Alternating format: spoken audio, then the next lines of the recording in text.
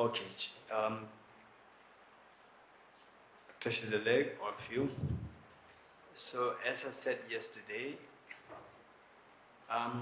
what I brought is I brought some brochures. I'll just explain what these brochures are. So the first one,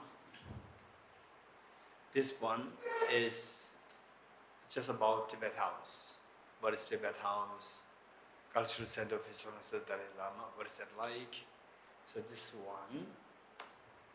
And then the courses which which I've been explaining to you, for example, like to study more about, to study deeper on Buddhist psychology, or how to wake up from the sleep of ignorance, the wisdom, and so forth. These we have to study. For that matter, there are 3 grades here: the blue, green, and brown. The blue one is the 6 months course, and the green one is for 1 year course, and the brown one is for 5 years course. And is there anybody who's doing the 5 years course? Yes. Here, Joyce, you are NDC, 1 year course. Between 1 to 1.5 years. So the brochures are here. I'm going to keep it here. And what I would suggest is that you can just take the brochures. There's not just to give you information. Say one each meaning 1 blue, 1 green, 1 brown, and one the bigger one. So that is the general information about Tibet House. The blue one is for a 6 months course, and the green one for 1 year course, which is Joyce doing, and then the brown one for the time being is available only when the 1 batch completes. So for the brown one, which is 5 years, whereas for 1 year, that's easier. 1 year and the 6 months. What I would suggest is that usually 6 months is made possible for 6 months for when the green one, 1 year course, when that is in the middle of this course, then we cannot admit new admissions. Because of which, then the blue is introduced so that somebody can be used to this and then move to the green next batch. Okay, so this is the basic idea. And just each one of these, you can pick up 4 for your own information. Okay, good. So with this in mind, let's try to wind this up, the small booklet that is in the practices of the Bodhisattvas, and then we will continue from the PowerPoint.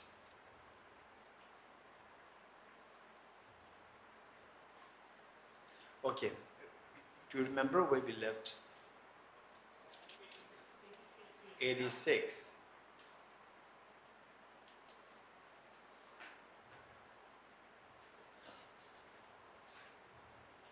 Okay, page 86. Even if someone driven by excessive desire steals all your wealth or incites someone else to steal it, to dedicate to this person your body, possession, and all your virtue of the 3 times is the practice of a bodhisattva. So what is important is that what we learn from this, see, initially you may not, some of the verses you may not find it really practical, really related to one's own life and so forth. But the thing is that, if possible, these things you can either bring this up in the form of, write to me directly. For this is what is written there. I don't understand what is written there. So these questions you can write to me, and my email address, dordam@gmail.com. dordam@gmail.com. D for Denmark, O for Orange, R for Red, Dor, again D for Denmark, A for Apple, M for Mango, Dordam gmail.com symbol. Okay, Dordam, D-O-R, D for Denmark, O for orange, R for red, again D for Denmark, A for apple, M for mango, Dordam at gmail.com. Okay, so you have any questions, feel free to write to me. And in this connection, why I'm saying this, that for example like this, what we read right now, it says, even if someone driven by excessive desire steals all your wealth or incites someone else to steal it, to dedicate to this person your body, possession, and all your virtue, of the 3 times is a practice of Bodhisattva. And some of us may feel that, no, this is too much, right? Okay. So what happened was that in Israel, it was many years ago, not in Israel, there was one gentleman psychologist from Israel who visited Dharamsala. Dharamsala, you know, how many of you know Dharamsala residents? Dharamsala, okay, you all know. Dharamsala, and then okay, Samir, you have to, okay, yes. Anyone new, please take your share of the book. The book is here, the booklet.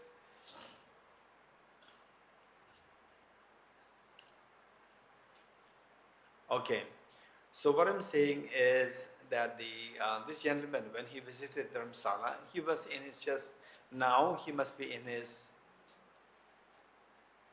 almost hitting 60. So when he was in Dharamsala, it must be when he was in his 20s. And is there anybody who knows about one teacher, an amazing great teacher, Venerable Geshe Sonam Rinchen? You remember, you know, you met him? Okay, you heard about him. Okay. So this teacher was incredibly great teacher, and he was giving teaching on like these kind of concepts, and his books are amazing. Later on, particularly if you go through these materials, meaning that you study these, do these courses, then you will come to see that his books are available there and extremely helpful for us. So this teacher was giving teaching on universal compassion, how to practice compassion for all the beings, including the difficult people. Then this gentleman, he was just in his 40s, not 40s, 20s, late 20s, did his psychology, and he just came for a holiday. Dharamsala passed by and happened to just bumped into the class, just sat in the last row and listened to the teacher. The teacher said, this was what he told me later on. When I visited Israel, this is what he told me.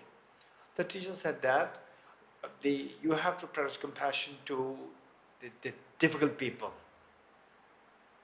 And he said, no, it must be a slip of tongue. It's the teacher's slip of tongue. And then the teacher continued. Then the class was finished. And before concluding the class, again the teacher said the same thing. We have to practice compassion for near and dear ones, also the difficult people. Then he thought that, okay, this is not a slip of tongue. He is desperately saying this, deliberately saying this. Then after the class, he went to see the teacher. And the teacher, brilliant philosopher, psychologist, amazing, the warmth. And what I would say is that if we practice these teachings, and then of course it should be enriched with philosophy. It doesn't mean that those who think that you are not good in philosophy, who are not good in academic, the knowledge, they don't think that, okay, he's talking about very high level of academic knowledge. No, not necessarily. Even you can become the good in academic, the performance. It's all matter, everybody has the same potential. It's all about you giving the opportunity. You giving the opportunity to your own growth. That is very important. Oftentimes we deprive ourselves of the opportunity, saying that, oh, I'm not good in this, I'm not good in philosophy, I'm not good in the academic studies, and you just underestimate yourself. This is where we can go wrong. So with this in mind, and then the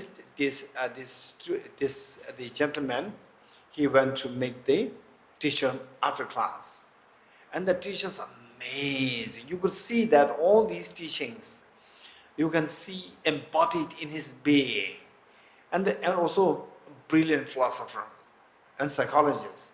And meeting the person just in 1-2 lines, he could figure out what is your thinking. He could figure that out.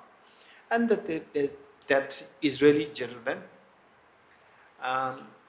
he told the teacher that, sir, in the class you said that we have to show compassion towards the difficult people who are being unkind towards you. And he said, I don't agree with you. This is what the Israeli told the teacher. And the teacher smilingly asked him, where are you from? He did not reply. He said, where are you from? And he said that I'm from Israel. And what are you doing here? And he said that he introduced himself as, I'm a psychologist. And the teacher said, very good, very good. If you're interested, then you come to my room. Took him to his room, gave him tea, and then gave the answer to this. And he was so impressed. The Israeli was so impressed. And this is a very different concept I never learned in the psychology which he studied. And then he said that, can I come to a class and tomorrow? He said, please come. Every day he is getting 1 hour extra just for himself. So later on, the teacher passed away. Now today if you meet this gentleman, in his mobile, what do you call it? Wallpaper, right? You will see that teacher's photograph. He said that he is my divine, the guide. He guided me. He gave me the eyes to see the reality very differently. That makes me happy. That makes all the people who he come in contact with happy. This is so precious. So the point is that I would say many of you are parents, and even the younger ones. They say all of us. What we do is that the best of the legacy that you can pass down to your children is, and here the teacher, school teacher, and the professors, I can see that actually this is embodied in Dr. Savitaji's being. You can see that. That's amazing. I'm seeing every detail of Dr. Savitaji's compassion. Yeah, that's amazing. Yes, okay. So what I'm saying is that for the elders, this will be the best of your legacy to be passed on to your children. For the younger ones, this was the best thing to make your parents proud of you. Because it's not so when you imbibe these qualities, naturally your life will be so beautiful and easy and happy. And you can solve many problems at ease, without difficulties. Okay, having said this, you may be wondering that how come that we can practice compassion towards somebody who's been who has been so unkind in stealing your wealth and do the nasty things towards you. So for that matter, the thing is that this is very important. So one key thing, if I were to share with you, is that, okay,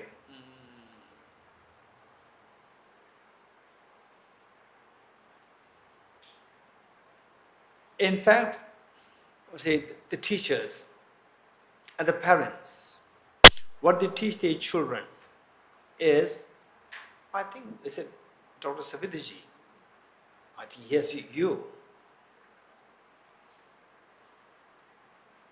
Your parents, your mom, I think, when you are, say, when you are in the hands of, you are in a good situation, you are in a bad situation. You have to learn how to deal with both the situations. You have to learn how to deal with both situations. So for example, say, oh, I'm hot, I'm feeling very warm, hot, right? Please AC on, and you may come to a place where there's no AC at all. So how are you going to survive? Even if it's for a day, why do you have to torture yourself? And then recently, I was sending the report coming here to my family, my sister, my brother, nephew, nieces, and so forth. And then I sent a photograph of the ICG. And the comment was that it's so beautiful. Where are you, uncle? Where are you? I said, I'm in Goa University. I said that usually people get the impression Goa means beach, right? When you say that, so therefore I'm very hesitant to say I go to Goa. People get the feeling I go to the beach. You're getting it? So I don't even say Goa University, because first the word is Goa. So what I say is University of Goa, right? So to make sure that people get not the wrong impression. And one of my nieces wrote back saying that, oh, it must be hot and humid. I was quite surprised. Usually, when I was younger, I got the impression Goa means where everybody goes for holiday. But she's the one who said it must be very hot, humid. I said that it's pleasantly warm and moisturizingly humid to protect my skin from the dryness. And then she wrote back saying that, oh, uncle, I must learn how to look at things positively from you. You always think positively. So this is what I'm saying. So with this mind, one thing is that if we learn the one thing in our life, we ourselves learn, and then you teach your children, teach your students how to manage all forms of situations, with facilities, without facilities. Say when you are in a situation where you get enough wealth, where your wealth is stored in a way. In both cases, you have to learn how to maintain calmness and at peace. This is so important, because they find why wealth? Wealth is to make a life easier. You agree? The wealth is to make a life easier. What do you mean by to make a life easier?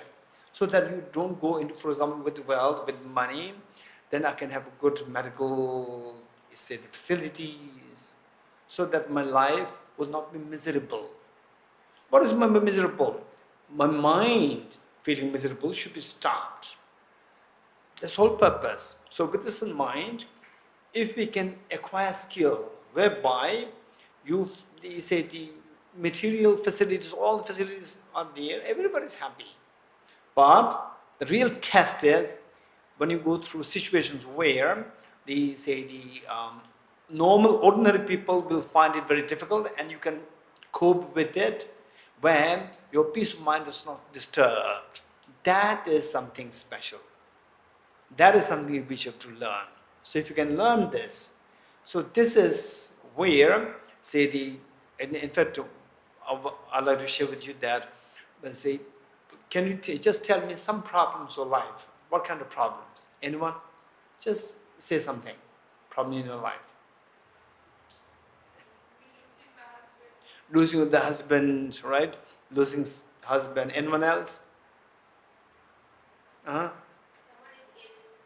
Say the family members or somebody who's ill. Then what happens? Then you're in pain. You're in pain. So like this, we see that it's all about fine related to losing a husband. There's a pain there in me. So you see somebody else sick, your near and dear one sick. Again, there's a pain here. So finally, the pain is which you don't want to experience. You are getting it? So this is the pain. If you can manage this pain, but situations happen, but the pain is not there.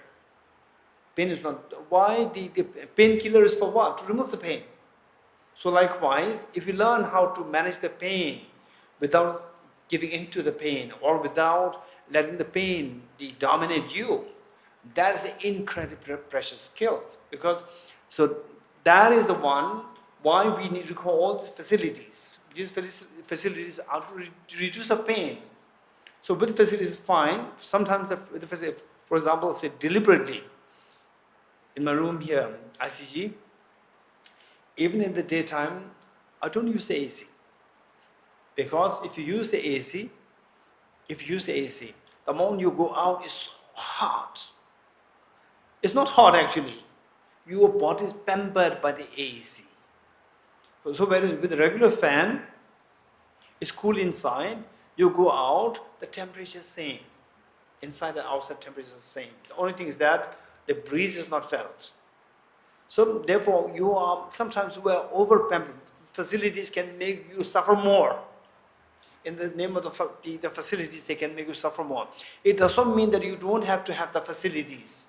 Don't go extreme. You're getting it? Our body can adapt. It has incredible potential to adapt to the situation.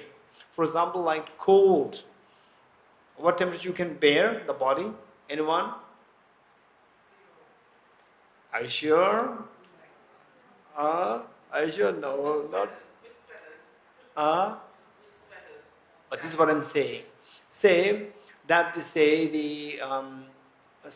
when it hits the Goa people, 100% I was the Goans. When the temperature drops to like 20, 19, you'll put on sweaters. You'll be very cold. You'll say some. And people in the hill station, they will say so pleasant. They may say it's hot. And Goan people will say it's so cold. You're getting it? Temperature dips down to 18, 17, you will feel it terribly cold. You're getting it? Okay. So the thing is that our body can bear like 14, 12. Our body can bear. Learn, gradually learn. And extreme, our body can bear like say 38, 39 easily. You can learn how to adapt to this temperature easily. But don't think that our body can learn everything and you hit like 44, 45, no, our body can learn this extreme. Then you can suffer heat stroke and so forth. So temperature too extreme, like they say 4, 5, 0 and so forth, you have to protect yourself. Don't say that body can learn. But there's a range. There's a range between like say the 14, 13, 12 to like 37, 38 degrees centigrade. Your body can learn to manage it with a decent the fan on. You can learn it. Okay, so the point is that a body can learn. Sometimes the facilities meant to protect us, they can actually deceive us and they can create more problems for us. For example, simple example that I gave you is using AC. Simple example. Using AC, right? The moment you go out, you feel it's so hot. This is what, just recently I came from Delhi. In Delhi, say, when you say AC, the good thing is that it also sucks the pollutants, the dust. So in Delhi, there's a pollution issue. Here, pollution issue is not there. This is amazing. And in fact, my friend Samil, he said, sir, AC on? I said, no AC on. In his car, no AC on. Windows open, it's a fresh air. I could feel the fresh air. It's so beautiful. Okay, so the point is that these are the skills that we have to learn. We have to learn, and then keep in mind that we are bound to face with any kind of challenges, any kind of difficulties, lack of physical material facilities and so forth. We have to learn how to cope where your mental peace is not disrupted. This is a skill that we have to learn. And all these things are means by which to teach us how to, to wake up the potential inside. Okay. Okay, I'll tell you something which is extreme. Say, how many of you, if somebody cuts your body like this with a knife, you will have the pain. Raise hands. Okay, So if your mind can be trained, if you train your mind, you will reach to a level whereby there's a mantra known as Gate Gate, Paragate, Parasangate, Bodhi Swaha.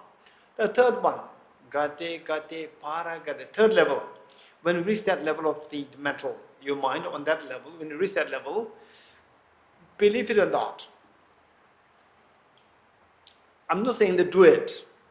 What I'm saying is that these are things that can happen. It's a matter of your mental power, where somebody cuts your hand instead, body parts, so forth. Instead of pain, you'll feel the bliss at that level. You'll feel the bliss, and it will revive easily, instantly. It will revive. So these are all the mental powers. So now before that, got the first two levels, and even before that, we can train in such a way that somebody, say, scolds you or accuses you or insults you in public and so forth.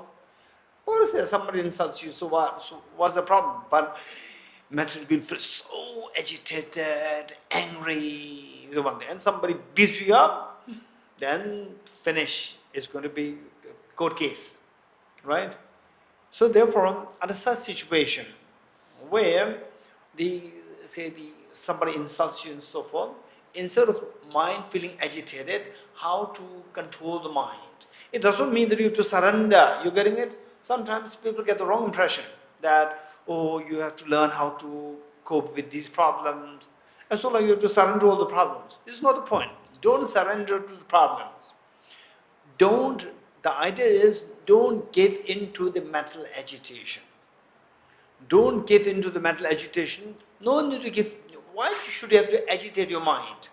Whether your mind is agitated or not, that is in your hand. Whether a person insults you or not, that is in his hand or in her hand. But you feel agitated or not is in your hand.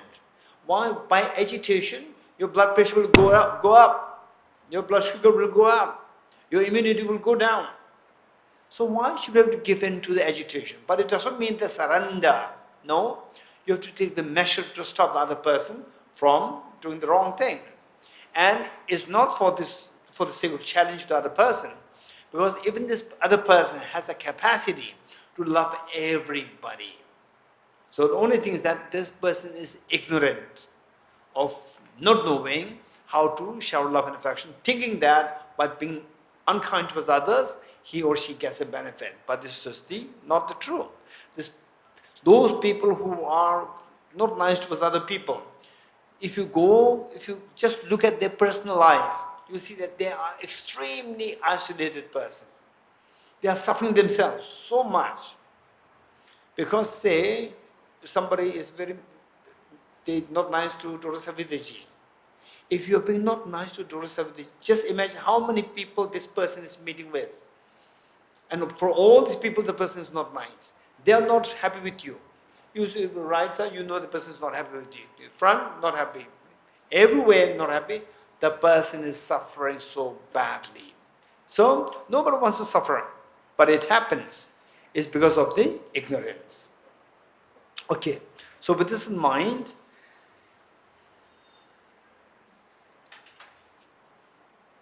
okay. And I know that you have still questions, and I'll be happy to address the questions later on, particularly about these. For example, now reading all these things, we see that it's so like you are surrendering to the problems. It's not surrender. Whatever question you might have, which I think last time, who was that? I think your name? Yes. What Ashaji asked, like this, there are bound to be questions. I'll be very happy to enter in questions. So, the next 87, page 87, verse number 13. If someone cuts, look, so this thing, if someone cuts off your head, even when you have not done the slightest wrong, through the power of compassion, to take the misdeeds upon yourself is a practice of a bodhisattva. Okay, that is too much, right? You feel it. Okay, don't worry. We will be. Okay, perhaps we can address this now. That's easier, so that the whatever verses we read later on will make sense to us.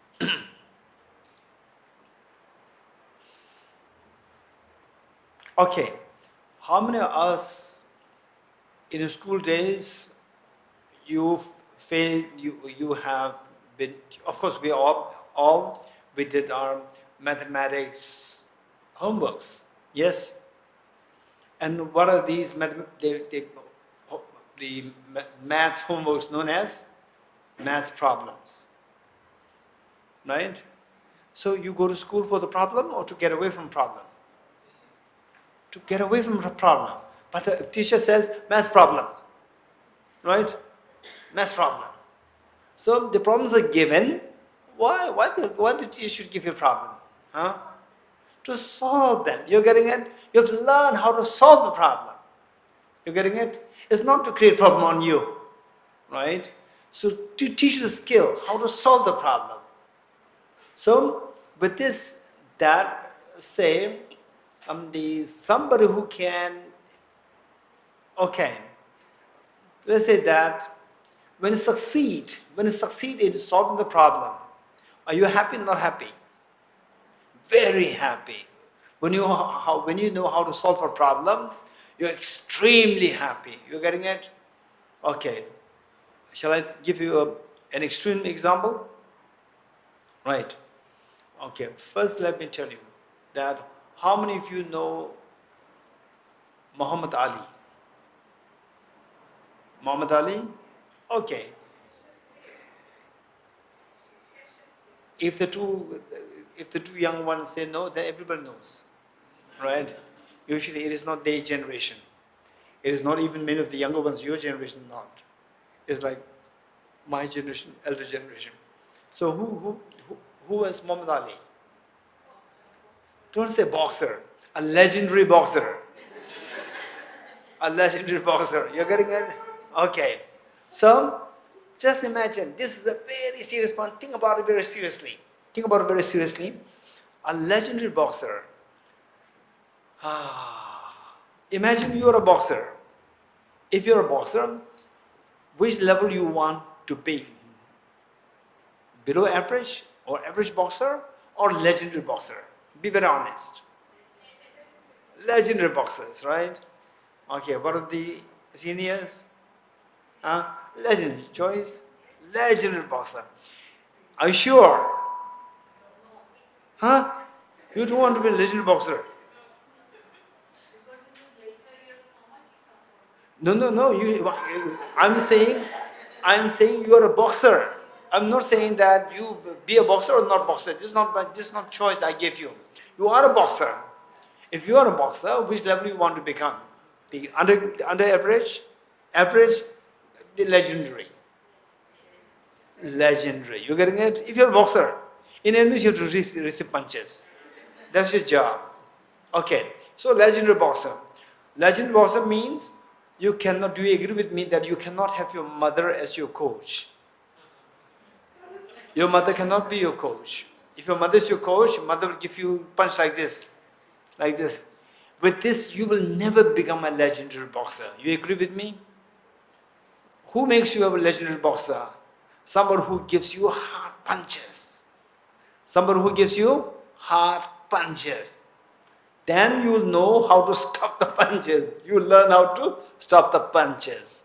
How to stop these hard punches, then you will become the legendary boxer. If the mother is your coach, you will never become a legendary boxer because you will never learn how to stop the hard punches. So a life gives us hard punches. If you learn how to stop these hard punches, you succeed, you become a legendary citizen of the world. You become an extremely happy person in the world. You're getting it? So, who makes you the legendary boxer? A tough coach. You're getting a tough coach. So therefore, the tough situations, say you face with these tough situations and you learn from this how to stop these tough situations, then you succeed in life. This is the real success of life. If everything is smooth, you will never learn anything. One time, my sister's daughter, my niece, she was very young. She was like age 9. She looks so cute. Everybody loves this little girl. And one day, my sister took her to somebody not so nice person.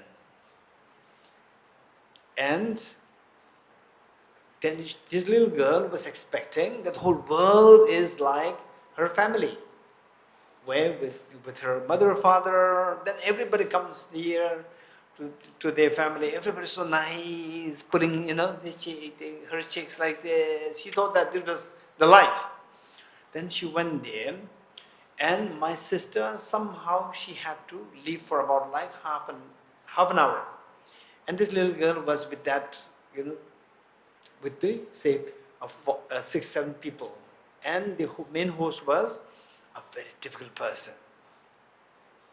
Not as a host, they happened to bump in. And this little girl, the mother said, you stay here and I'll come in 20 minutes, 2.5 an hour.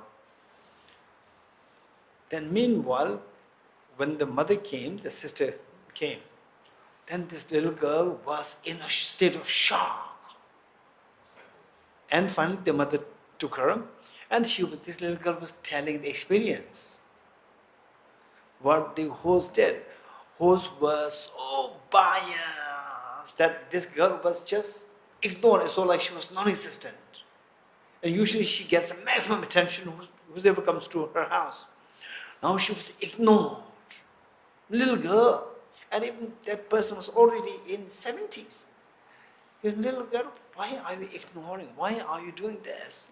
And even this elderly person was also like a small child. So was there just 1 hour together and be nice, even though you don't like her or her mother, father, whatever.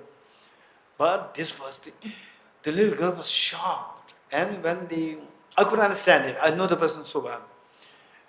And my sister informed this to me. And then I could feel the pain of this little girl. I could feel the pain. Then I told my sister that in a way it's very good that this little girl has to learn that the world is not like a family. No, the world is not filled with your father and mother. This is what she has to learn. I'm glad that it did not happen to a sudden jerk, with the sudden shock, acute shock, that the child can be traumatized or hospitalized. So it was a little shock. Little shock is good. So that she will learn that the world is not same everywhere. So this is what she learned. And then later on, when this girl came to me, the niece came to me, and I was gently telling her that don't think that the world everywhere is like a family. So you should be smart, careful when you go around. That don't expect the world to be everybody to giving you attention and affection. This is what I told her. So the point is that if we can learn how to take these difficult situations as an opportunity for you to grow, learn from this, you become a very strong person. What's a strong person like? Example that I gave you is the magnet is there, the iron filings will move. Magnet is there, the big solid metal will not move. Why? And the professor, what's your name? Professor Sujataji said, because this metal is huge, it has a gravity, it has a huge weight, so therefore it cannot, the magnet cannot move. Likewise, these are trainings through which our mind builds the strength and the gravity, where external factors cannot move easily. You getting it? This is so important. We have to learn these skills. So meanwhile, it does not mean that forever, right? You have to continue to bear the problems. Learn how to bear the problems. You don't have to go through the problems. Learn how to face the path. In case, if there are situations where you are trapped in a situation and there's no way out, learn how to tackle the situation without you giving in to the mental agitation and stress. Okay, and they say, with this in mind, say you. Meanwhile, I'm reiterating this, that each one of us, we have the ultimate potential within us. True treasure happiness is within us. Don't follow me blindly. I'm saying this, that we all have the potential for the total fearlessness and infinite happiness. We all have that potential. Yet, we look for the happiness outside, for the good places, good people, and in all cases, you look for the happiness outside. There's nothing wrong in looking for the happiness, but if you don't believe in the source of happiness is inside, that is when you will never find the happiness outside. You become a billionaire, still you may have to commit suicide, because you don't find happiness outside. So, and this is something, if you want to learn more about this, the real treasure inside us, if you really want to know this, how come that I also have the same potential as say highly knowledgeable like Albert Einstein, like Mozart, and so forth, like Charles Darwin. If you really want to know that you have this potential, you have to study this text by the title, In Praise of Dharmadhatu. In Praise of Dharmadhatu. And if you're interested, I would say that the Dr. Savidaji, I will send you a soft copy, link for the soft copy, one book. That book has all these important materials. In Praise of Dharmadhatu. And in fact, Divya, you have it? The Blaze. You have the soft copy? Hard copy. The soft copy? Okay. So in fact, the soft copy is Joyce hand. Yes. So you can ask Joyce to give you the link for the soft copy. You're getting it? And this has everything. So what is the book that it's not a book, it's a short composition. In praise of Dharmadhatu. Dharmadhatu refers to your potential inside. Potential for fearlessness and infinite happiness. You getting it? So this potential is within us. It's not from outside, it's within us. Okay, so meanwhile, if you have more questions, please don't hesitate. I'll first like to finish this text. Okay. Now, next.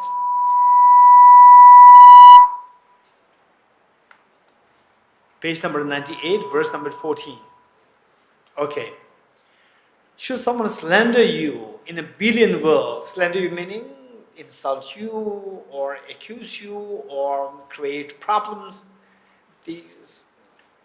on you, in a billion worlds, with a loving heart, to proclaim his good qualities in return is the practice of a bodhisattva, which means that somebody insults you, but instead of being affected, becoming angry, giving into anger, you declare the good qualities of the person. This is the strength of you. Of course, it may not make sense to us at the moment. Okay, it is on page 88. Dr. Sujata, you got it? Good, page 88. If in the middle of a crowd of people, someone reveals your hidden faults and abuses you for them, to see him as a spiritual friend and to bow with respect is a practice of bodhisattva. Okay, imagine you are in a crowd and somebody says that you the thief, right? You are the thief. And you are so says that the nastiest things on you. What will you think? You'll feel happy, not happy? Huh? Devika? No way. Very unhappy, right? Okay. Why you are unhappy, tell me. You feel hurt. You feel, hurt, right? Okay. Say, you feel hurt. Just imagine somebody insults you in public, and instead of feeling hurt, if you feel blissful inside, if I'm just creating a scenario, if you feel blissful, you request, please insult me more. You agree? Not agree? If the girl over there, if you feel blissful, the person insults you in public, and you feel so blissful, right? Then you request, please insult me more. You agree? If. Okay. Why you don't feel the blissful? You feel mental disturbance. Why? We never thought of these. Tell me why. Why? Yes, Joyce? Okay, that is self. Say the same situation. One situation can be seen, can trigger happiness to someone, person A, and trigger unhappiness person B. Right? I'll give you an example. Okay, one example given in the text, in the standard classical text, is very dramatic. Is, let's say, a beautiful young girl or a young boy. A beautiful young girl or a very young boy, handsome young boy. So same person is seen by three different creatures in three different ways. Say, for a lustful person, lustful boy or girl, this young boy or girl is seen as very attractive for lust.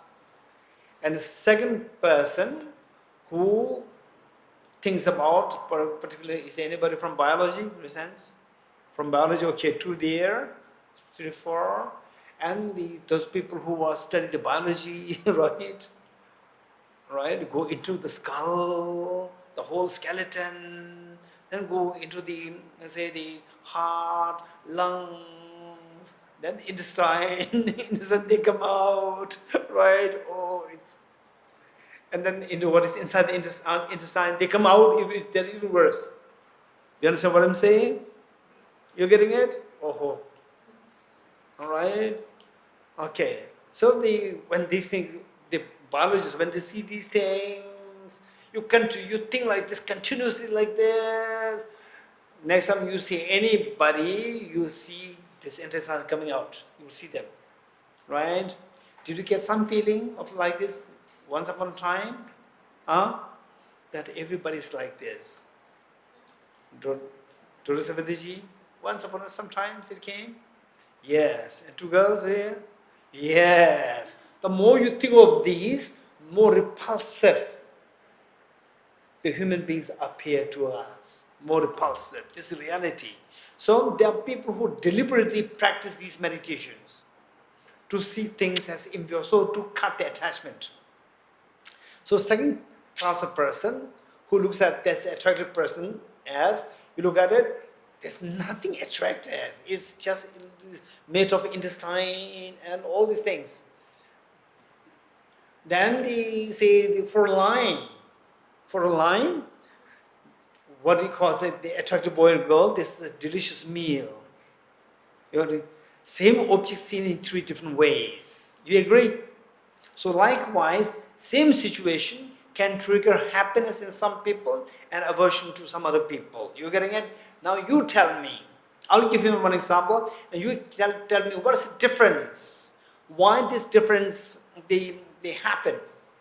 Why this difference happen? Say,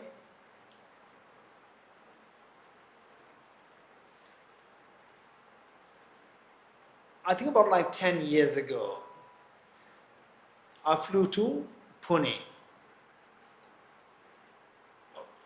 from Delhi. I flew to Pune, landed. Then my host came to pick me up, received me. And the host, they were sweating. They were saying, Geshe, I'm very sorry, it's so hot. I said, no, it's not hot, it's so pleasant. I said, no, it's so hot, we're sweating. I said, no, you must be joking. He said that, no, we're not joking, it's so hot. And I said, I could feel the breeze. I could feel the breeze. Then he said, no, it's so hot. I said, okay, now I realize. Thank you, Delhi. Thank you, Delhi. Why? Because of Delhi, wherever I travel in the world, I could feel the breeze. I could feel the breeze. Right? Wow, that's amazing. So same temperature, same weather. For one person, it gives you breeze. For another person, it gives you sweat. Tell me what's the difference? Where lies the difference? It's the same weather, the same temperature. Why? Your perception. Your past experience is not the situation that you're in. Right? It's not it's not fully decided by the situation that you're in. It depends on your past experiences. And past experiences create a perception. So different perceptions are created. And then the situation that you face with, you see it interpreted differently. For some people, it gives you joy. Some people, it gives you unhappiness. You're getting it? So situation per se is not to be blamed fully. You're getting it? So the point is that, for example, another example that I give is that say you have a neighbor, particularly if you live in, okay, nowadays you are not, I don't think anybody is living separately with one small house, then nothing around for the next few kilometers. No, we are all in a community. So there, say, imagine that your neighbor, say, throws garbage next to your door every day. Are you happy? Not happy? Not happy, right? If you have a separate house, then the neighbor may not throw next to your door, but next to your roadside. Throw the garbage always next to your roadside. Whenever you enter your house, you see the garbage there. You're happy? Not happy? You're not happy. Okay, so you will wish that this neighbor leaves. You agree? This is what oftentimes happen in our life. This is just an example. Then one day your landlord tells you that, oh, your neighbor is going to vacate the place. You're happy? Very happy. Joyce? Very happy. They're very happy. Okay, now this flat is not going to be kept vacant all the time. Somebody else is going to occupy. Now that person, second neighbor, throws garbage next to your door, plus plays loud music on Sunday mornings. Sunday morning is the time you get mostly more rest. Now you have loud music on Sunday mornings, right? Are you happy? Not happy. You're not happy. Not only that you are not happy, you miss your earlier neighbor. You're getting it, you miss your earlier neighbor, right? So next time you meet the earlier neighbor in a crowd, in a shop or in a market, you'll show the face of joy, love, affection. The neighbor is surprised. What happened? When I was the neighbor, she was so unkind towards me. Now she looks so nice, right? So let's have a cup of tea together, right? So what makes the difference? So it's all about the past experiences and the different perception that comes to your mind. That is, in fact, if you could remember what we learned earlier. Okay, say the intention. The neighbor throwing garbage next to your door, the first neighbor throwing garbage next to your door, intention to push the what? Unpleasant feeling. So this is known as the mental disturbance. So that is because of the feeling. You go from number 5 to up. Number 4 is the unpleasant feeling comes to you. Why unpleasant feeling comes to you? Because you have the discrimination that he throws garbage next to my door. Discrimination. Why do you have this discrimination? Because you have the information, contact and the attention that this is for sure, this garbage is thrown by the person. Contact, attention, giving rise to the discrimination. Cognitive discrimination, this is perception we talk about. Perception that the person threw garbage next to my door. Because the way the feeling is, unpleasant feeling. You like the unpleasant feeling, you don't like it. And because you don't like the unpleasant feeling, you want to resist the unpleasant feeling. What triggered the unpleasant feeling? You want to push the unpleasant feeling. What triggered the unpleasant feeling? What triggered the unpleasant feeling? This person who threw the garbage next to my door. So whenever you see the person, your mind resists. That is known as the agitation and disliking. Okay. So now, when the next neighbor comes, not only throws garbage next to the door, and also plays loud music on Sunday mornings. So what happens is that when you think of the earlier neighbor, pleasant feeling comes. Why? Because you see, discrimination is changed. He doesn't disturb me on my Sunday mornings. So you like it or not? You like it. You don't like it. He or she doesn't disturb me on the Sunday mornings. Pleasant, unpleasant. Pleasant feeling. You like it or you don't like it? You like the pleasant feeling. Who triggered this? This person, the neighbor, first neighbor. So your mind with intention will embrace the first neighbor. So it's a change of the perception created. Change of discrimination. This is so important. So with this in mind, for example, let's say you see somebody, right? Somebody who gives you a punch like this. You see the person, you see that person as nasty person. But when you see your coach who gives you a harder punch, you see the coach, oh, he's my coach, right? There's feeling of joy, friendship. Okay, so same punch, but how you interpret it. So, oh, he's my coach.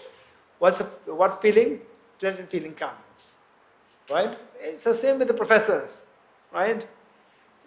He is my professor. She is my professor. For some, pleasant feeling comes. For some, unpleasant feeling comes. You're getting it? Okay. I was sharing a story I shared this with Professor Vidiji, one PhD student. I shared with you. So, what I'm saying is that it's all about how to change your perception, discrimination. Okay. With this in mind, so all these what you find mentioned here, this is to change your perception so that your mental agitation will not arise. That is the whole purpose. And not only that, later on, when you see when you become a legendary boxer, right? When you see the coach, you will feel extremely grateful to the coach. Yes, no? Why, Divika? Because he gave me very hard punches, right? Hard punches, which trained me to stop these, and then I become a legendary boxer. You feel exceptionally grateful. So when you learn how to stop all these punches of the life, you'll feel so grateful to the hard punches of the life. Because through these, you learn how to overcome these. Without meeting with these, you will never learn how to overcome these hard punches. Okay, now we have to finish this text. We are now on the 89, 15. If in the middle of a crowd of people, someone reveals your hidden faults and abuses you for them, to see him as a spiritual friend and to bow. Okay. Which means I have to use my specs. Oops, it's not there. Okay, good. And to bow with respect is a practice of bodhisattva. Okay, so the point that I'm saying, somebody insults you in public, why we feel hurt is because, do you agree with me? It's because of ego. Because of ego. And ego, there are several levels, right? Several levels. And for some people, say, even some very small comments make you feel so easily offended. Easily offended. We should be very careful when you speak to somebody. We should be very careful because some people can easily feel offended for no reason. So it doesn't mean that that person is more egoistic. You getting it? There can be multiple reasons. Some people, they might have been carrying some baggages of trauma and distrust from the past, because of which in this life, in this situation, when somebody says something, instantly the past is triggered. Or in some cases, they can be because there is the ego, right? Usually, so when one is more successful, mundane sense more successful, we can be more egoistic, generally speaking. But it's not the case with everyone. Some people, so therefore, who is evolved person and who's ordinary person? So people say that to check it, what the real person is like, check it by giving money or giving power. If you give money, become wealthy, then see how the person behaves, right? Then the person is being, say, the indifferent towards other people, being egoistic, inflated. You see that, you will see the quality of the person. And when you give power in the hands of the other person, you become more compassionate, you're more considerate. And even this power, how long I will have this power with me? I may have this power for the next 5 years. So meanwhile, I make sure that as many people have benefited out of this. Eventually, I will be out of this power. While I have this power, make sure that many students will be benefited, many people will be benefited. What Dorji is doing, right? So she makes sure that as many students are benefited. I'm so impressed. If I may share this with all of you, these are something we have to learn. Same, this lunch, with your permission. This lunch, she took me and Rorandaji, we went for lunch. And then our chapati, right, we did not eat chapati, left there. And then Dorji said that all the chapatis, which are clean, will go here, come here. Kept them all separately. And I said, what is this for? And she said, this is for my students. Wow, this is amazing. It's amazing. These are things that we need to learn. These you will not find in the book, not find in the academic books. These are the books you will find. In these books you will find. Not in the academic books. You will never find this where you have extra food, don't waste, put them separately and give them to the people who require. You will not find these in the academic books. You're getting it? In the academic books, 2 plus 3 equals 5.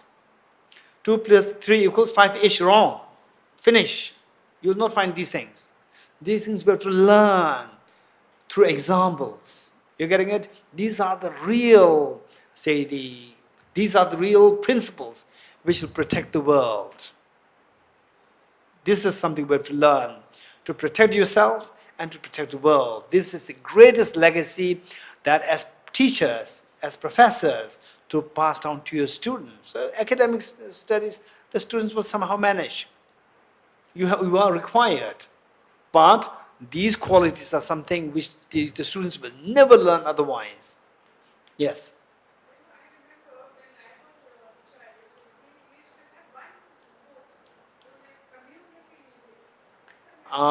Community living. Yes.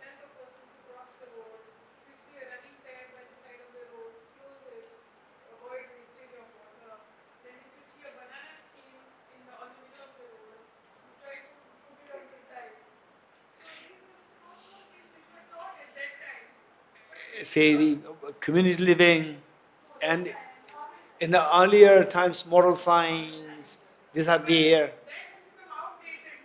Nowadays, but the reality is that these values will protect the world. These values alone will protect the world. These values will protect your children. These values will protect your family. Even the family where these values are there, the family will be very cordial. But these values are missing, even the families will start to fight amongst each other. Even though it's just like 2, 3, 4 people, still people fight inside.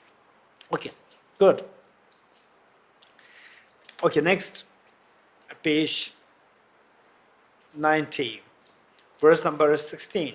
If someone whom you cherish as dearly as your own child takes you for an enemy, then like a mother whose child is sick, to love the person even more is the practice of a bodhisattva. Okay, so here, just tell me that what is encouraged here is to continue to maintain the feeling of love and affection towards beings, whether they're nice to you or not nice to you. Okay, you may not agree, you may not really feel that it makes sense. Don't worry. Let me first ask you, when are you more happy? When you demonstrate the feeling of affection towards others, or when you feel the affection of the doubt and aversion towards others? When are you more happy? Affection. So now the point is that if you can maintain this affection towards others, both good people and unnice people, in both cases, then you succeed. You are able to have the happiness. Because with the affection, happiness is there. So how to do that is that you have the potential for this. Only thing is that we have to train ourselves. So don't forget the punch. So these people, they are punching us, different people, they are punching us to train our compassion. That our compassion remains stable. You getting it? So with the punches, then you see, there was a problem. What? With the punches from the other people, nasty people, your ego is hurt, right? So this, you feel agitated because of the punch from the other side and the ego inside. So if you identify the ego, you cannot stop the punch. Tell me. So there are two factors to create this agitation within you. One is a punch, nasty person, and the other inside is the ego. You're getting it? So which is, for you, which is easier to be removed? The punch from the other side or the ego? Punch from the other side, so if the person A stops punching you, person B will come to punch you. If the person B stops, then C will come. You cannot stop external factors. You're getting it? But the ego, you can stop it. You stop the ego from the two hands, one is gone. Over two hands, one is gone. No sound. However punches you receive, however strong the punch, no sound. Sound of your agitation stops. It's not about whether the punch stops or not. It's about your agitation to stop. You're getting it? So when your agitation stops, that is your greatness.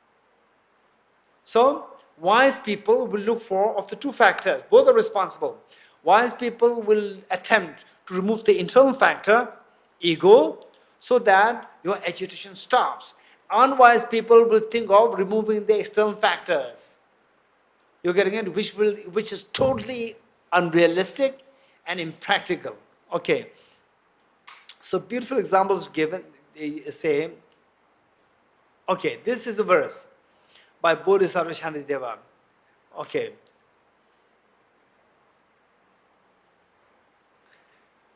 So what he said was that, just think of, say I came to Goa, and I said that, oh, I want to just explore the Goa in its bare form. I'm barefooted, I like to go around. But then there are thorns, pebbles to prick you. So please cover the Goa with the leather. Cover the Goa. Where will you get enough leather to cover the whole Goa, number one? And even if you cover it, the beauty will be lost. Right? So whereas if you cover your 2 tiny feet with the leather, that suffices covering the entire earth with the leather. How many nasty people you're going to potentially meet? Thousands and thousands. But how many ego? Only one. If you remove the ego inside, that suffices conquering all the nasty people. Why to conquer the nasty people? So that you will not have the agitation. You remove the internal ego and the agitation stops. So that is the conquering of all the nasty people. Okay. Where would I possibly find enough leather with which to cover the surface of the earth? Yet wearing leather just to cover the soles of my 2 tiny feet is equivalent to covering the entire earth with it. Okay. Next. The next, verse number 17, page number 91. Even when someone who is your equal, so the problem is, say, the people who are better than you, you have jealousy. People who are equal to you, you have competition. People who are less than you, you have sense of yourself as superior. Others say inferior. So this is a problem. Less better than you, you have sense of I'm superior, you are inferior. Equal, competition. Superior, jealousy. Okay, so we have to deal with these problems. How? 17. Even when someone who is your equal or inferior, driven by the arrogance, seeks to disparage you, to place him on the crown of your head with the same respect as you would have called your guru, is the practice of Bodhisattva. What is a guru? What's the meaning of guru? Anyone? Teacher. What's the purpose of teacher? To make you learn something. To make you learn like what? Learn how to remove your miseries, right? So that person, the nasty person, who's being arrogant with respect to you, that person is the best of the teacher. Because he teaches you, the teacher's job is to identify your weaknesses, yes? Teacher's job is to identify your weaknesses and then fix the weakness. You agree? So he's the one who identifies your very subtle ego. And ego is the problem. And he's the best of the teacher. You getting it? Okay. So yes. In real life. This is what I'm saying.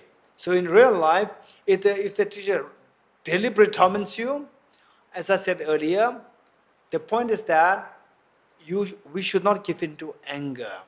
You're getting it? But it doesn't mean the surrender. This is what I've been emphatic. Not surrender. You getting it? But sometimes the situation is so bad, evil, that there's no way out. Sometimes. But the same, if you know about somebody like this, you have to help. We have the moral responsibility to help. Because some children, they don't know how to get out of these problems. They continue to suffer. And if somebody else outside, if you know about this, you have to help. Skillfully, you have to help.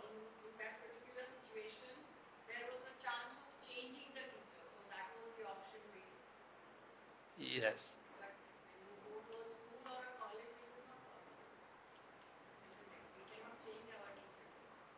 So what I'm saying is that, but there is a way by which it's not that with everything there is 100% solution at that very moment. Don't think that. Don't think this is a reality. We have to accept the reality. But what we are talking about here is that be skillful. Be skillful. Don't expect perfection. Expect the best within the given situation. Particularly, you as somebody who is more independent, and a child is suffering in the hands of school, whatever. We have the moral responsibility, right? Don't disrupt the school completely. Oh, this school is bad. Don't go to such extreme. Sometimes you, in the pretext of helping somebody, you are creating more havoc. Sometimes, we should be extremely skillful that the best thing would be, don't disrupt the school, but to see how this child can be benefited. It's not the whole school. There may be one teacher or one staff who is responsible, but the majority of the staff may be so good. So how to say, they save this child, and if possible, just as this child is suffering, there could be many more children suffering in the future under the same person. So how to remove this, or to let the person know that what he or she is doing is not good. So we have to try our best. So don't expect perfection. Expect the best within the given situation. Let me say this again. This is very important. Don't expect perfection. Expect the best within the given situation. And we have a huge responsibility, each one of us. we have a huge responsibility that in whatever little way we can help others, particularly the voiceless people, the voiceless animals, the voiceless ecology. We have the moral responsibility to act. Okay. Next, verse number 18. Though gripped by poverty and always scorned, those stricken by acute illness and possessed by evil spirits, to take upon yourself the negativities and suffering of every being and never to get discouraged is the practice of a bodhisattva.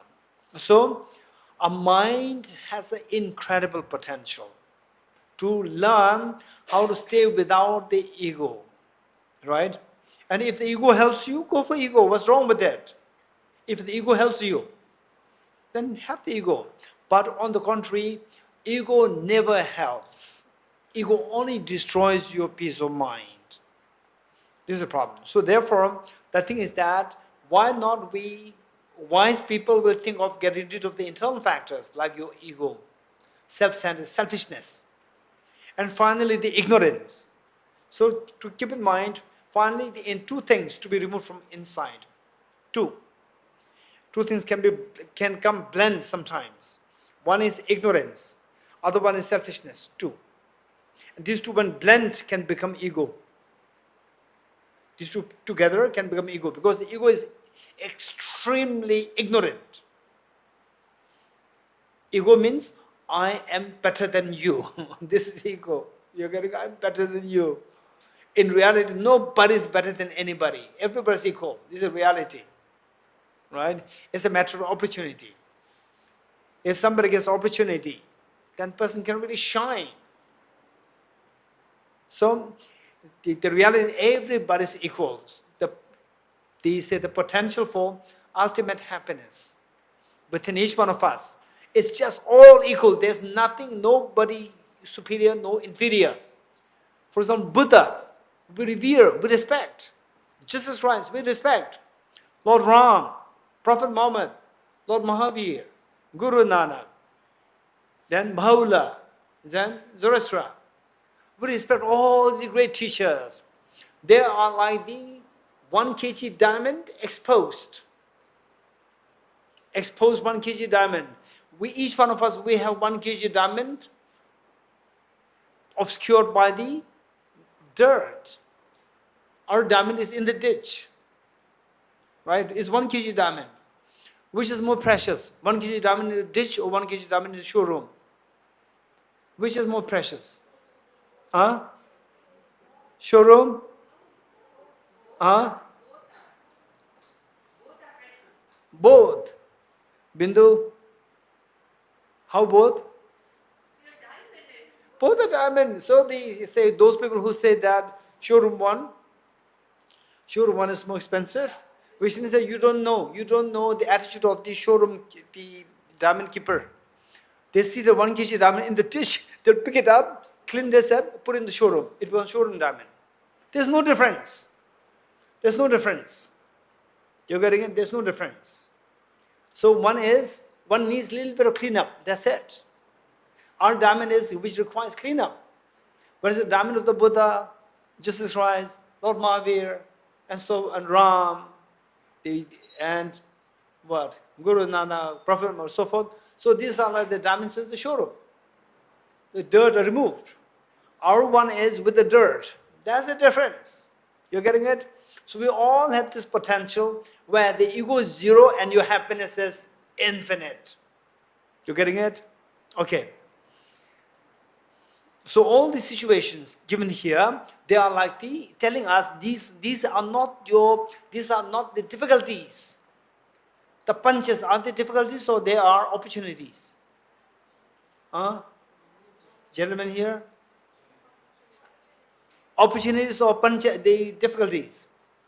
It depends on how you see it. If you see if you see them as the challenges, then you suffer.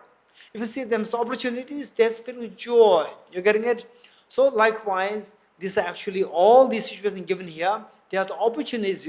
If you view them as opportunities for us to grow, you will feel them so precious. If you see them as challenges, difficulties, then you will suffer more and more. Okay. 19. Though famous and prominent, now look, when each one of us, these are the situations given to us, how we can potentially act. And the advice given to us is don't act in one way, act in another way. Don't act arrogantly, act in a decent way. Though famous and prominent, someone to whom others bow. Though you amass the riches like that of the God of wealth, to see the worldly splendor has no essence, and thus to be without arrogance is the practice of Bodhisattva. So what we said is that when you have the power, when you have the wealth, instead of becoming wealth, we should maintain the calmness of mind. How to do that? How to do that? Anyone? When you get a lot of huge amount of wealth and fortune, there's a tendency for our ego to arise. So how to not to give into ego? What do you do? Anyone? So advice given is that you should not give into the ego arrogance, right? You should maintain the modesty. So how to do that? Anyone? No, the share, the desire to share should come. Arrogance comes. So how should suppress this arrogance? Compassion is not coming. Compassion is not coming, right? So you become more, and we will not understand it. Most likely we will not understand it till you reach some level of this situation, right? In my life, I've seen that. Some people, when they get the power, when they get the wealth, suddenly they become inflated. Wow, this is not the same person that I know before. And some people, they get the power and these things, they become even more nice, so good. So if is that for us, we in the first category where our arrogance builds up, then how to mitigate it? Maybe once a week or so, you can wear your oldest clothes. I mean, not going for very stylish things. And then But still arrogance is there. Although in my normal very shabby clothes, but I'm the richest person. I know I'm the richest person. Anyone else? How to minimize this? So this is a problem. Let's not forget it. The problem is that oftentimes people say that we should be nice, we should be humble, we should not be arrogant. They will not teach you how not to be arrogant. You getting it? How not to be arrogant, right? No, you should be humble. How to be humble? No, you should be humble. Huh? Yeah, past, then arrogance can even increase more. Past, I was so weak. Now I'm very strong. I'm very special. Huh? Sorry? Hire a thief to steal. Anyone else? Okay. The more we think about the interdependence, you're getting it? I'm not independent. Ego meaning I am independent. I don't have to depend on you. You're getting this makes you egoistic. When you see the interdependence, we're interdependent. The more you see the interdependence, then your ego will go down. You're getting it? Same that the okay. I'll just share one anecdote. It's a real story. Once I was going from Manali to Lahore. Haven't we been to Manali recently? Manali, Samil? No. Manali, yes. The girl over there, yes. No. Yes. Okay. So from Manali to Lahore, nowadays it's easy. There's a tunnel there. When to my time, you have to just climb the pass, mountains pass, then climb down. The path is very narrow. So, there was my first time. I had no experience. And my friend, I depended on my friend. And my friend hired a small taxi. And I was in the taxi. And then somewhere in the middle of the mountain pass, in the middle, my taxi got stuck. Could not move anymore. Then I thought, now what do you do? In the middle of this, how can we call it's already like 2 hours we drove. We had to call the garage. We had to call the mechanics. But to my surprise, people around, they're smiling, they're talking, they're so jovial, happy. Nobody is, they're frowning, upset. Everybody's so nice. And then some young men, our car is a small car. We did not even ask them. They lifted this car and put it in a place where you can drive safely. Wow, I was so impressed. This is amazing. This is the humanity. Then my confidence in humanity. Wow, humanity is not bad. It's so good. We are in such a situation where there's no possibility to come out. And I did not ask for help, and they came voluntarily and saved us. Wow, this is amazing. After 1 month, returning, again my friend hired a small taxi. So that time our car got stuck, not in the middle, at the top. At the top plateau, it got stuck there. And the mud, like 1 feet, 1.5 feet, 1 foot or 1.5 feet deep, the mud. Car got stuck there. Then what I noticed was that, okay, don't worry, humanity is there. But no humanity. Everybody's passing by. Everybody's passing by. Then I asked the driver, it's already 6 p.m. If you're going to sit, and it's already drizzling, and if you are there overnight, we'll die. 2 of us will die, me and the driver. Then I asked the driver. So he was planning to go out to make the car move.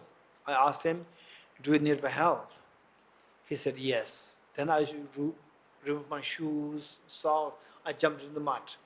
I'm trying to lift. Who can lift the car? Then finally, I told the driver that, okay, now we have to stop the cars.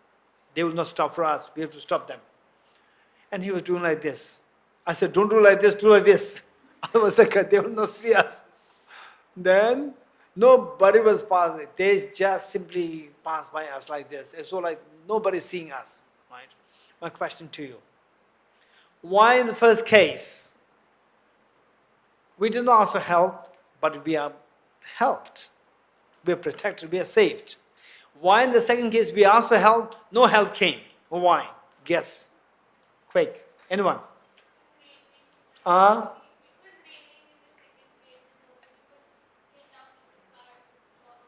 Okay, not badly raining, but it's drizzling. A little bit of drizzle there. Anyone else? Yes. In the first instance, you had to reach there. Who? Me. In the second also, I have to reach down. Yeah, but then the work was there. No, in the second also, I have to reach down. Because if I don't reach down, then in the night, it'll be a problem. Anyone else? Huh? Time, okay. Anyone else? Huh? But the second one? But the first one? So why not in the second case good thing happened? So what's the problem? Okay, if you have expectation, then good things will not happen. If no expectation, good things happen. This is not scientific. It may be true, but it's not scientific. You're getting it. Let's talk scientific. In one. Quick, to save time. Somebody else will come. In first case or second case? Second case. We are going down. So somebody else will come. Why in the first case somebody else will come? Why in the first case not somebody else will come? Okay, Devika. Okay, it's a chance. No, it's just a chance, right? It's a chance. Anyone else? Yes, Joyce. Joyce. Okay, so what happened in the first case was that all the rest were kind dependent on your car moving forward. The second case, they all sped by and nobody moved. Yes, this is answer. You're getting it. This scientific answer. In the first case, I'm in the middle of the middle, which means that the road is very narrow. If my car gets stuck, all the hundreds of cars behind me will get stuck. Even if they kill me, they cannot go. It's only the best thing is to protect me, help me, that their car can go smoothly. You're getting it? In the second case, at the top is a plateau. So your car gets stuck there, other cars pass by from the other side. So in the first case, everybody sees that we are not independent. We are dependent on each other. By dependent on his car getting stuck, my car getting stuck is originated, dependent origination. You getting it? Whereas in the second case, people cannot see that dependent origination. People think that I'm independent, so his car is stuck, it's his problem. I can still pass by. I'm independent from him. When you think that you are independent, ego can come up. Then help, compassion diminishes.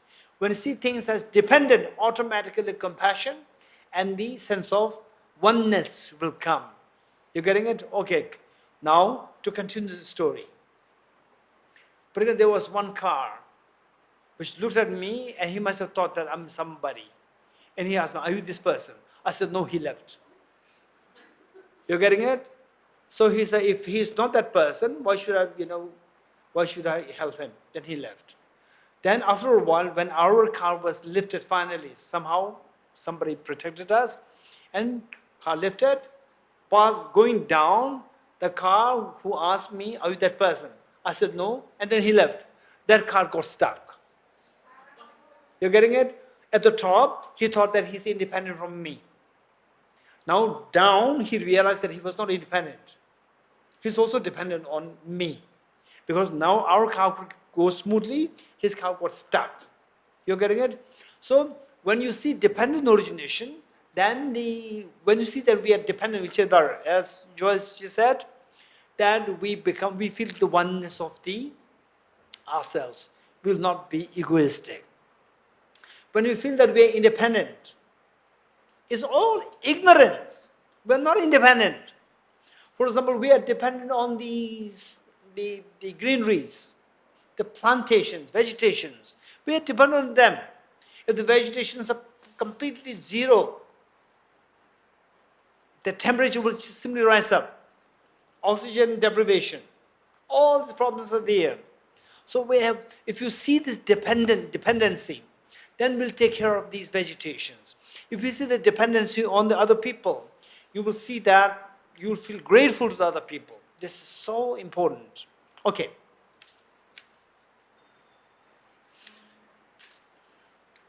Now 19. Though famous and prominent, someone to whom others bow, though you amass the riches like that of the god of wealth, to see the worldly splendor has no essence, and thus to be without arrogance is the practice of a bodhisattva. And even what I have, for example, here, one is the understanding of dependent origination, that we all depend on each other, number one. Number two, even the wealth that I have, even this one day will go away. Even the power that I have, one day it will go away, right? Even though you are very powerful, one day it will go away. That's very true. So when you think of these, then you are more matured. And then how you behave with other people will be extremely practical and compassionate. Next. If you have not pacified the enemy of your own anger, now the real problem is the ego and anger inside. That thus far is pointing to the external factors. Now the internal factors. If you don't manage the internal factors, no matter how much you manage external factors, your problems will never be solved. If you have not pacified the enemy of your own anger, Combating outer opponents will only make them multiply. You agree? Not agree? For example, Ukraine-Russian war. Thinking that we wage a war and then we get the Ukraine territory, finish. Still the war is happening. This was not expected. This was not expected. And like the Gaza Strip, where all these, what was happening, what was earlier trigger, all these triggers were there. What the immediate trigger, the long-term trigger, very complicated. But immediate trigger, the Hamas attacking the Israel. Then look, now millions of Palestinians. Why should all these Palestinians, why should they suffer? Innocent Palestinians, why should they suffer? It's all because of the narrowness of some people who think that we attack them and then we're happy. No.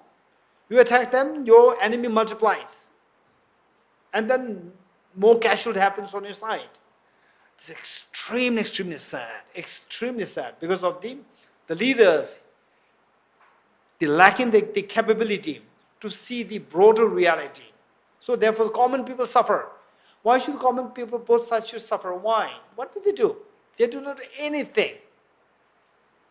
They didn't do anything wrong. Why should they suffer? And these are common people, they suffer. Why? It's all because of the lack of the vision of the leaders. Okay. So it reads 20. If you have not pacified the enemy of your own anger, combating outer opponents will only make them multiply. This is very true. Therefore, with the army of loving kindness and compassion, to tame your own mind is a practice of a bodhisattva. Sensual pleasures. Okay, now as the lady there, Norma. What Norma, right? Your name? Noreen.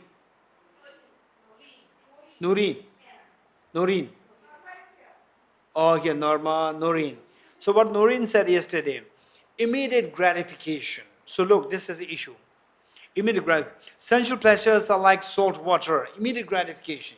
You drink the salt water, you're very thirsty, then I want water. Then you drink the salt water, that's immediate gratification happens. And then this will increase the thirst. And again, drink more, the thirst keeps increasing. So this is the drawbacks of the sensual pleasures. Sensual pleasures are like salt water. The more you partake of them, the more your craving will increase. Therefore, when something arouses attachment, to abandon it immediately is the practice of bodhisattva. All appearances. Okay, now this is the little profound. How many are you ready? Huh? Okay, this is little profound. Raise hands if you're ready. If you're not ready, then I'll skip. Huh? Ready? Samil, ready? Good, okay. So what it says here is that all appearances are your own mind, and the mind itself primordially transcends all mental fabrications. Knowing this and to remain free from apprehending the signs of subject and object is a practice of bodhisattva. Okay, this requires in the monastic universities close to here. Monastic universities is about I think about how many 4 or 5 hours drive from here, from Goa. Mungkot, yes, 5 hours. So the Binduji and your friend Leela, Milan. So 2 of them planning to go, right? Okay. There the scholars study this.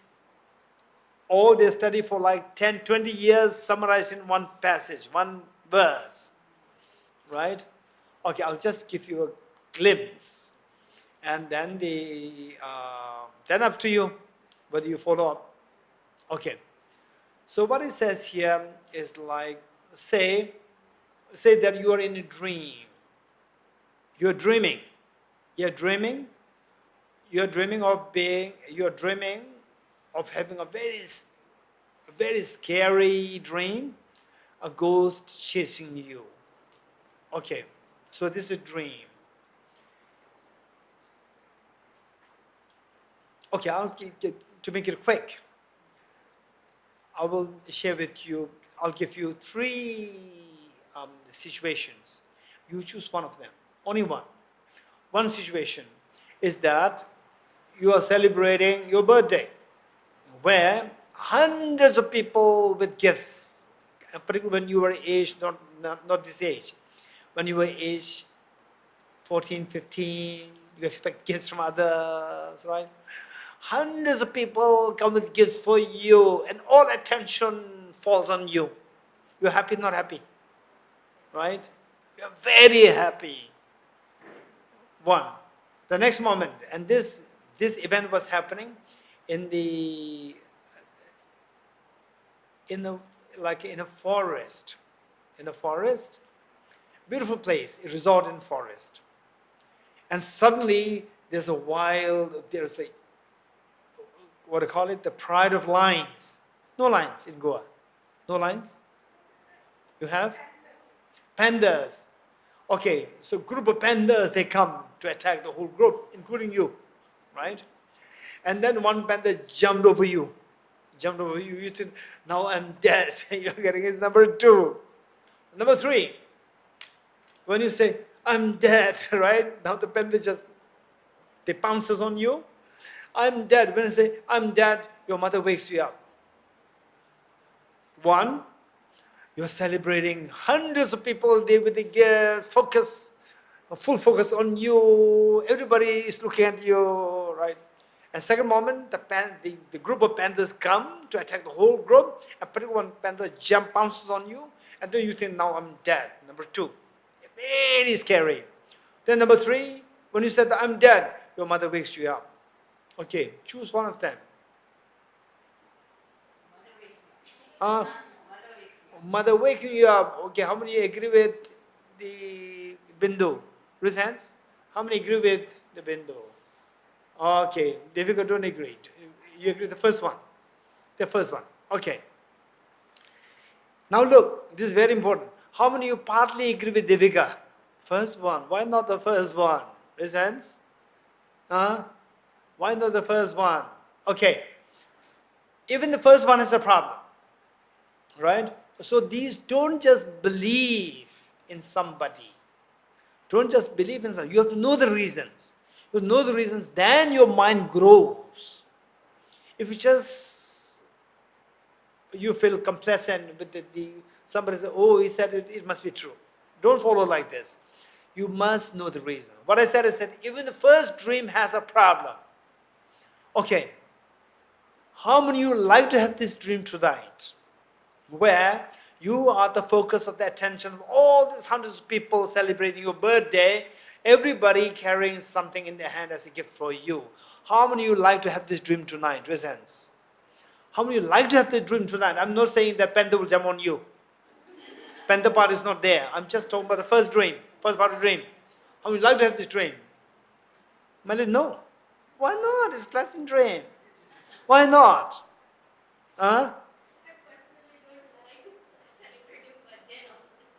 Okay, what do you like? You like to attend the class? Yes. Imagine you attending a beautiful class, not me. His Holiness the Dalai Lama giving the class. You're very happy. You're getting it? Okay. Even this dream has a problem. Even this dream has a problem. What's the problem? Anyone? Afshan? What's the problem if it's a dream? What's wrong if it is a dream? What's the problem if you can imagine? You can imagine what's wrong.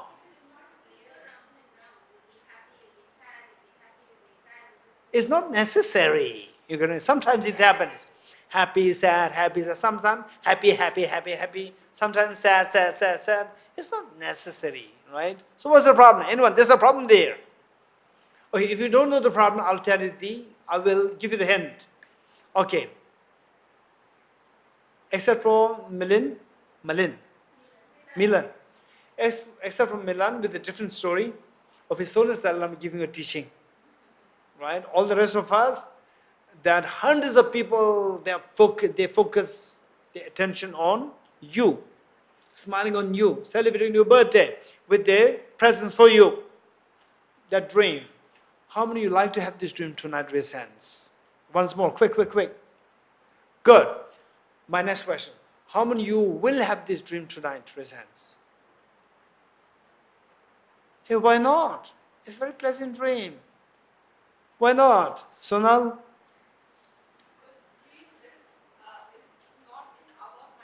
Yes. How many agree with Sonal?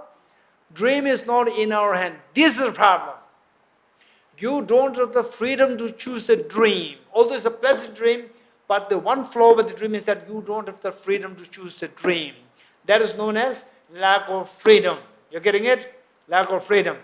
When you watch a television, who likes to keep the remote control? You want to give the remote control to your little brother?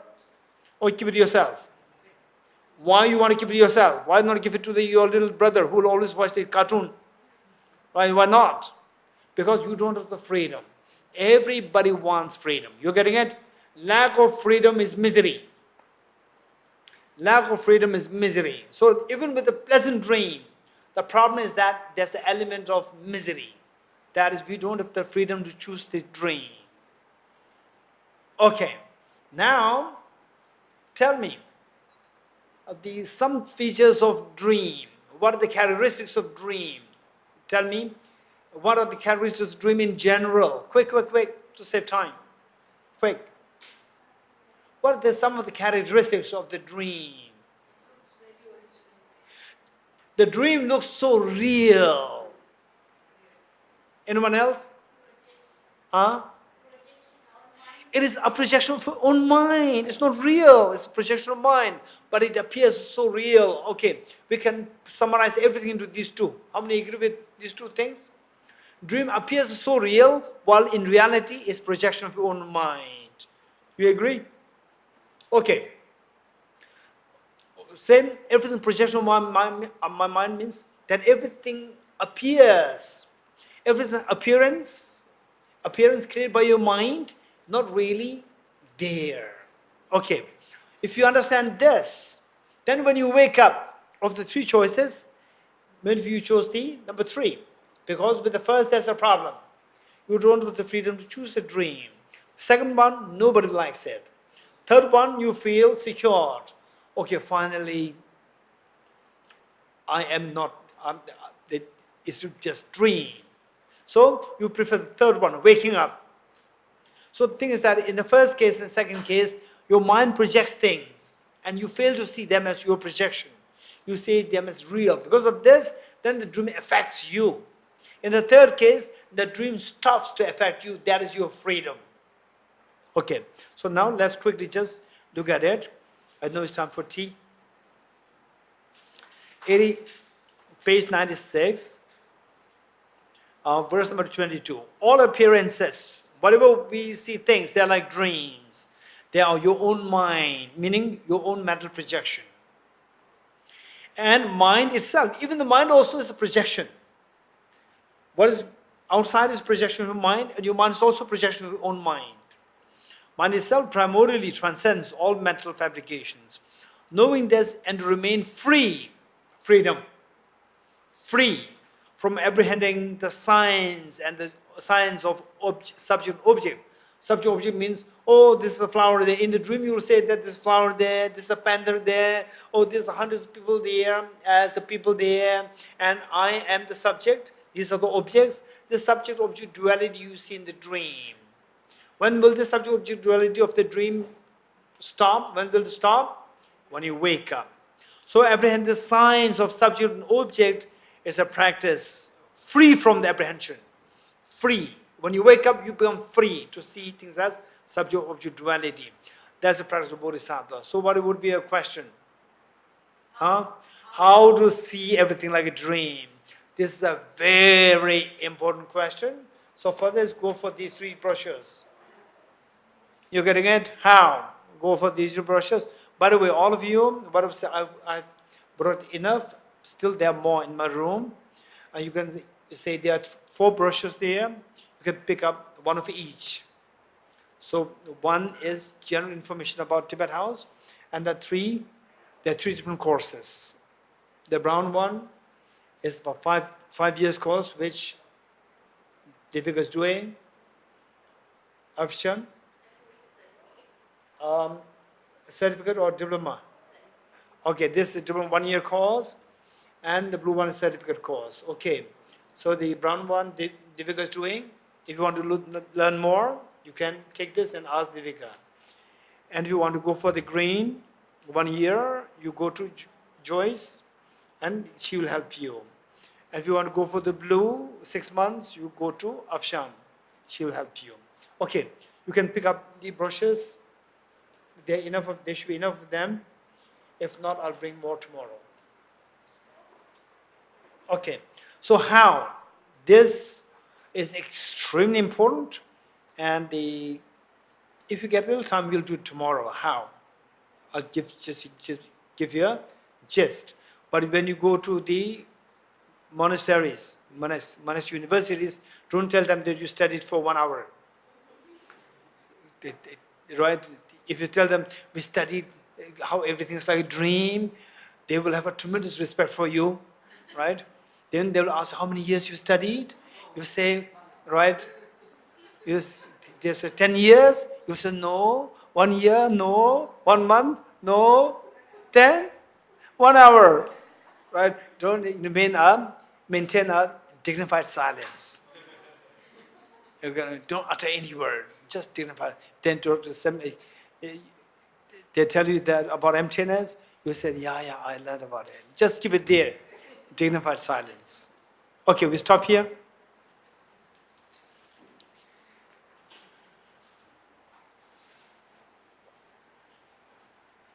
Oh, sorry.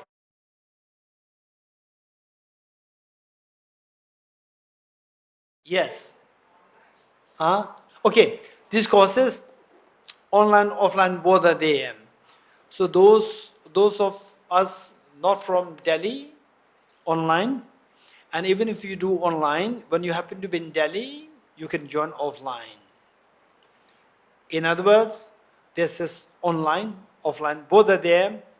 Anybody can do. For this currently, for this course which Devika is doing, there are about like 900, over 900 students doing this. Yellow.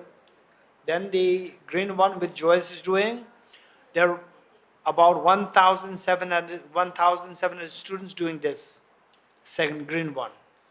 And which the option is doing, the blue one, there are about like 1,200 students doing this. So, is online, offline, both, yes.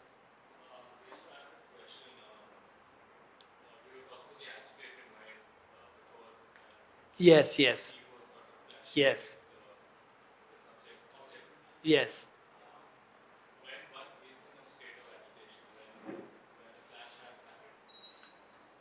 What do you do? After or at that moment? Okay. The one thing is that, say, one thing is that we have to know these things in advance. That, and sometimes only when you encounter with the situation, and then you become so vulnerable. Vulnerable meaning that you act already. And then when the situation subsides, aftermath, then one may regret, or these things happen. So under such situation, the first thing is that always keep in mind that these things can happen. So I have to mentally prepare from early on, not to give into such situation. But if it does happen, what should I do? Say mentally your mind is already triggered, but physically and verbally I will remain like a piece of wood. So the text, a guide to the Bodhisattva's way of life, yes, this is the text. So in this text, it mentions remain like a piece of wood, meaning that physically and verbally don't act. Remain a piece of wood, give yourself time. Mentally, you cannot control initially. It's already activated. So this is what we do. So meanwhile, look for the respective remedies to overcome the problems. And the remedies, I think 2 days ago, we mentioned about 3 remedies. One is known as the single point meditation, to build the gravity to your mind so that factors cannot move your mind easily. Number 2 is compassion, universal compassion. Number 3 is to see everything like a dream. So these 3 methods I briefly mentioned in the classes 3 days ago or 2 days ago. I did that. So these are steps to be taken care of. Yes. You talked about this earlier slide, fear. Yes. If you wear shoes, you cover the entire earth. This one. That's right. Could you just give us a living example of? Okay, for example, say there is one example that I gave you already, is that when I travel to Goa, to Pune, to wherever in the world, I could feel the breeze.